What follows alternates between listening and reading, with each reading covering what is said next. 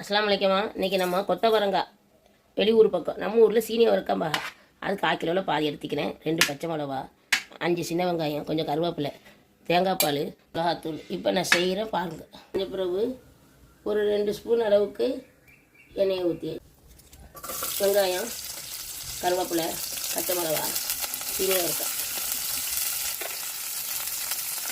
போட்டு அவ்வளோதான். மூடி வைப்போம். இடையில ஒரு தடவை கிண்டி விட்டுக்கிறேன். அப்புறம் காட்டுறேன் பாருங்க. திரும்ப சிறு அடுப்பில் போட்டு அதுக்கு கொஞ்சம் மிளகாத்தூள், இந்த அளவுக்கு மிளகாத்தூள் இப்படி கலக்கிட்டு அதே சின்ன அடுப்பில் போட்டோமாக்க எண்ணெய் விட்டுக்கிட்டு போட்டு பிணைஞ்சி திண்டா ரொம்ப சூப்பராக இதம்மா சீனியை வறுக்கா கூட்டு. ஒரு 5 நிமிஷம் சென்று அந்த தேங்காய் பாலை ஊற்றி விட்டு பார்க்க இதை கிண்டி விட்டுட்டு இதை கரெக்டான பக்குவம் பார்த்துக்குருங்க. இதே மாதிரி நீங்களும் செய்யுங்க.